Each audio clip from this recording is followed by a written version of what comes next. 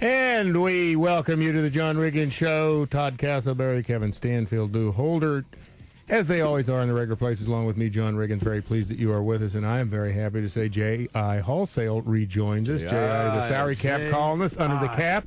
FootballOutsiders.com, writes a blog over there. J.I., welcome back. Thanks for having me. Thanks for coming by. By the way, what do you know about an NFL player's contract if he fakes an injury or says he's injured when he's not, so he can get a buddy to play? What's the repercussions for something like that in the NFL? You know what's interesting about that situation with Gilbert is I'm surprised the trainers, let that slide because, my experience at the Redskins is that, the trainers really have to sign off on the legitimacy of an injury. So I'm guessing the same is to be said with the Wizards organization, that a trainer has to verify the legitimacy of his injury. And so for him to say, yeah, my knee feels not right, and the trainer say, okay, seems a little odd to me. Something's fishy. A little fishy. Well, we're talking about Gilbert. And it's not time for Lou's catch of the day. So with that, let's move on. Let's start because we went into the hour there and we had a question about Shawne Merriman, his situation out in San Diego. The injured reserve that he's been put on is not a typical, I don't think anyway. Can you explain to us what is it, the injured reserve minor? Yeah, they call it, minor injured reserve? When you place a player on reserve injured, you have to designate whether that injury is a minor injury, meaning an injury that is of less than 6 weeks to rehab, versus a major injury. So 99% of the time when you hear a player gets put on reserve injured, that player has been designated with a major injury that's going to be longer than 6 weeks. And so sometimes going back to trainers, you can get your trainer to say, if he has a 4-week injury, say, can we stretch this out to 6 so we can, get this guy on reserve injured for the season. But in this instance with Shawne Merriman, it's clear that the San Diego Chargers are, done with him. And so they put him on reserve injured with a minor injury. And so they have to release him upon him being fully rehabbed. Now, and would there be an injury settlement, or does he? Well, he's a veteran player, so he would get his salary for the year. His contract would be terminated at that point, and then he can claim termination pay, which is what essentially, practically speaking, guarantees the remainder of his salary for this year. Okay. Yeah. I was unclear on that. Well, there's a lot of things obviously going on. And then he is free to sign with anybody else. Yeah, for additional, which is what's the gentleman in Baltimore when he got, remember who got Price, who got claimed by the Jets. Trevor Price. Yeah, absolutely. You get the double dip. Basically, you're going to get paid. In his case, he's going to get paid by the Baltimore Ravens because he'd be smart to go ahead and make a termination pay claim for the balance of his Baltimore Raven contract pay. And then he signed with the New York Jets, and he's going to get paid by the New York Jets. There's no offset involved in termination pay. Okay, that's what I thought, because he got $2 million from the Ravens and then whatever he's going to get from the Jets. Yep. Life is good. If your name is Trevor Price.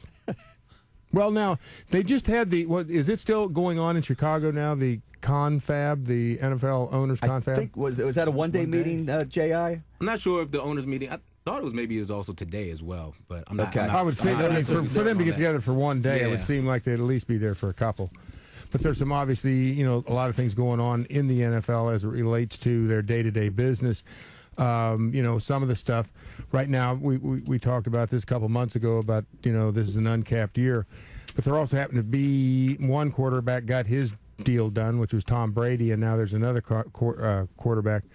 And they say, I guess, maybe you can bring us up to speed on what's going on with Peyton Manning and his contract. Peyton Manning, now that Tom Brady has kind of established, to a certain extent, what the elite quarterback market is, when you look at Tom Brady getting a 4-year extension, and it's basically, when you do the math, it's $13 million guaranteed for each year. So now, if I'm Peyton Manning, I want $14 million guaranteed per year, or maybe even 15. And so you put, say, $15 million on a 5-year extension, and, that's going to put you easily above $60 million guaranteed. So it's just a matter of time between now and the end of the season when Peyton Manning gets his deal done. Everybody talks about Peyton. There's a chance that maybe Drew Brees gets a new deal as well, because even though he may not be up, is he in the last year of his contract? No, he's not in the final year of his deal, but what you'll see is a lot of times teams will take care of their player prior to the final year of their current deal. So in the case of Drew Brees, 2011 is his final year. So you go ahead and take care of him, whether it's now in 2010 to take advantage of the uncapped year. And so, look for Drew Brees, look for Peyton Manning. Obviously locally, we've got Donovan here, which I think we'll talk about later. And you got Michael Vick, who's going to, in the final year of his deal in Philly. That wasn't fashionable in 1980. I tried it, and they said, "Get lost." Kansas, here I come. Yeah, it didn't work for me. Anyway, that's the price I pay for being ahead of my time. Anyway, J.I. Halsell is joining us here on the John Riggins Show. J.I. used to be the capologist for Washington, and now, what is it, FootballOutsiders.com, write a blog? Yep, and also contribute to the Washington Post website as well once a week, Redskins Insider. Very nice. Well, as you brought up McNabb, right now, and Tod said this way back when we talked about it when we had you on the last time. His contract situation, Tod was very convinced that it would have been done in July, certainly by the time they went to training camp. So far, what I've heard, obviously nothing has been done. Do you have any idea, are they working on something behind the scenes, or are they kind of just in a wait and see for right now? I need the one baby asterisk, though. I did say in the summer. Summer that until Brady and Manning and some of the other ones fell into place, that Donovan wasn't going to do his because he would be foolish to do because the ceiling had not been set yet, and that's starting to fall into place, as J.I. mentioned. And that's true, and I tend to look at this from the player's perspective. When you look at Donovan, from Donovan's perspective, Donovan's never had a chance to kind of choose his own destiny in terms of teams that he would want to play for. And, in Philadelphia, he signed an extension before his rookie deal expired. And so now, 2010 is the final year of his current deal. He has the opportunity potentially to, even if things do go great here in Washington, Donovan's at that phase of his career where he really wants to get a ring. And so perhaps, why do a deal now and lock yourself into a situation here in Washington, whether good or bad, when if you wait until the offseason, there are a couple of things that possibly could happen. You could become a free agent and then maybe go to a Minnesota or go to an Arizona. The Redskins could franchise you, which is going to be $17 million guaranteed for just 1 year's worth of commitment to the Redskins.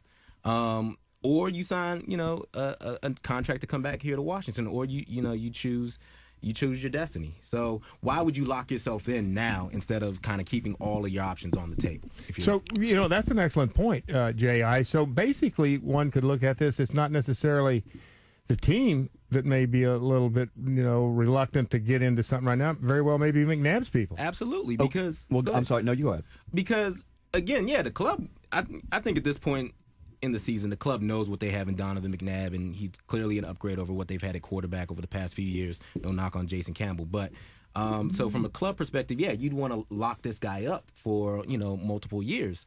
But, again, from the player's perspective, why would you, abandon all other options so early? All right, let's as we forecast out, what if it happens where, it doesn't work out? They have a mediocre year at best, and he can't command Washington. Can't they use that against him also to drive it down versus how hot a commodity would he be throughout the league if he has a mediocre year and they don't make the playoffs?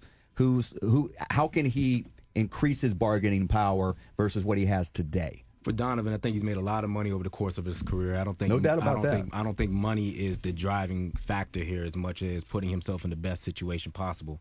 And so even if that means going to a Super Bowl contender in a backup role, but he is the one who's going to make that decision, as opposed to, he didn't make the decision to come to Washington. Philadelphia made that for him by trading him here. So at the end of the day, players rarely have the opportunity to control their destiny. And so this is an opportunity for Donovan McNabb at a late stage of his career to control his destiny. And money doesn't exactly have to, be the motivating factor there. Let me revisit that, though. I think it would be a fair statement to say, because they certainly seemed as though Oakland was interested and Buffalo was interested in McNabb.